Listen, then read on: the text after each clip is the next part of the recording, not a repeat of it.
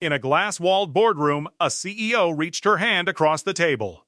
The board chairwoman flashed a mocking smile, raised her palm, and said, "We don't shake hands with people like you here."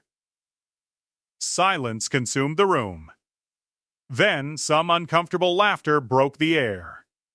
The live streaming cameras for investors captured everything: the smile, the rejection, the silent humiliation. But what no one in that room knew was this: the woman who had just been insulted controlled every single dollar on the table. By the next morning, $2,400,000,000 would vanish, without a single word.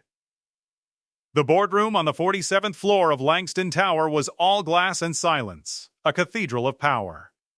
12 executives sat around a polished table that reflected their ambition.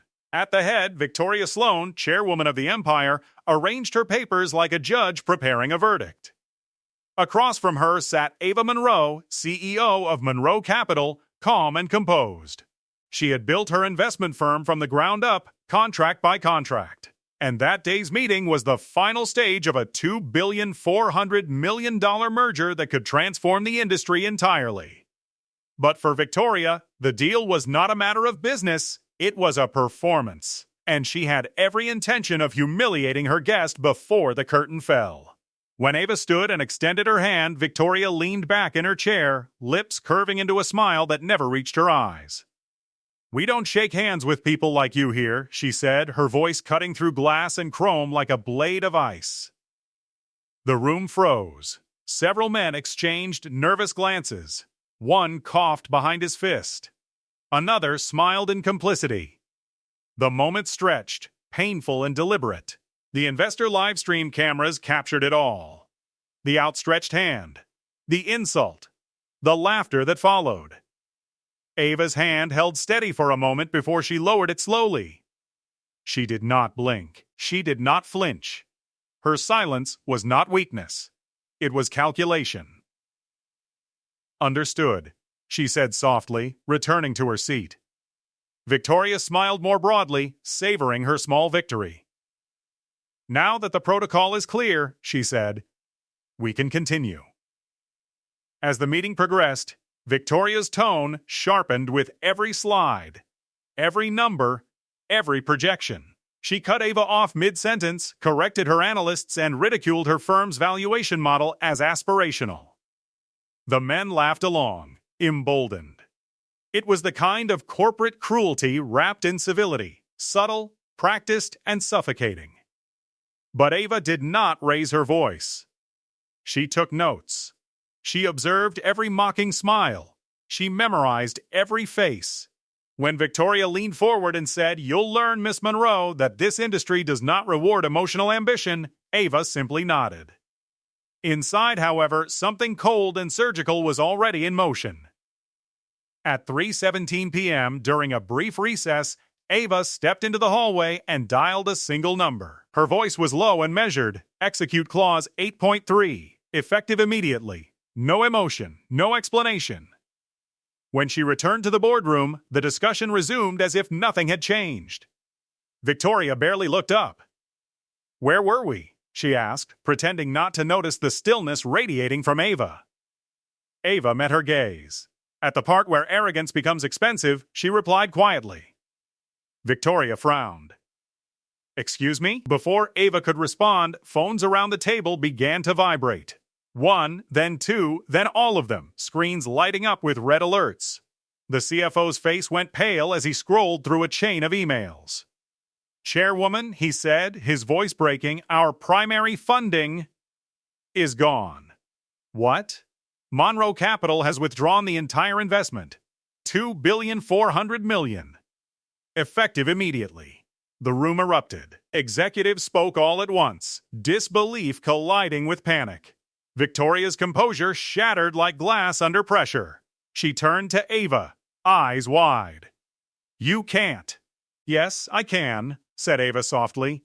"Clause 8.3 was signed by your own legal team.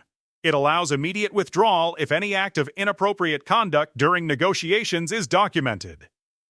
And since this meeting is being live-streamed, her gaze moved to the camera in the corner, still recording. You have provided all the documentation I need yourself. Victoria's mouth opened, but no words came. Her face flushed red, then drained pale. Do you have any idea what you've just done? Yes, Ava replied. I've protected my capital from contamination. Executives whispered frantically. One tried to call the PR department. Another checked the markets. The stock ticker on the wall began to tremble, numbers sliding downward in real time. Within minutes, headlines exploded across financial networks. Monroe Capital withdraws $2.4 billion. Sloan Industries in crisis. Victoria gripped the edge of the table. We can fix this. We can renegotiate. Ava stood. There is nothing to fix. This is not a negotiation. It is a consequence. Her tone was calm, quieter than the storm raging outside the windows. Victoria looked desperately at the board members around her. And you're all just going to sit there? She demanded. She is destroying everything we've built. One executive spoke softly, eyes cast downward. No, ma'am. You destroyed it. Ava picked up her portfolio.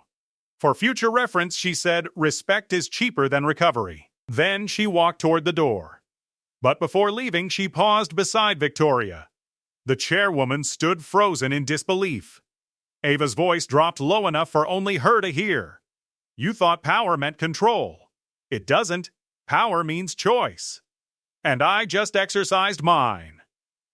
As Ava walked out, the cameras caught the reflection of her serene face against the glass, a woman leaving a boardroom she no longer needed. Behind her, an empire crumbled in real time.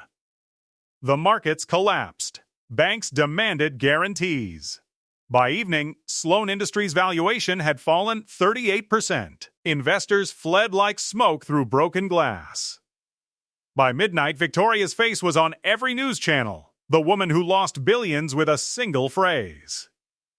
Ava never gave an interview. She released a brief statement. Alliances end when respect ends. The next morning, the financial press called it the handshake collapse. Business schools analyzed it for years, but in offices and quiet boardrooms around the world, women who had once been overlooked replayed that clip and whispered her name like a warning. Because sometimes power does not roar. Sometimes it simply stops extending its hand.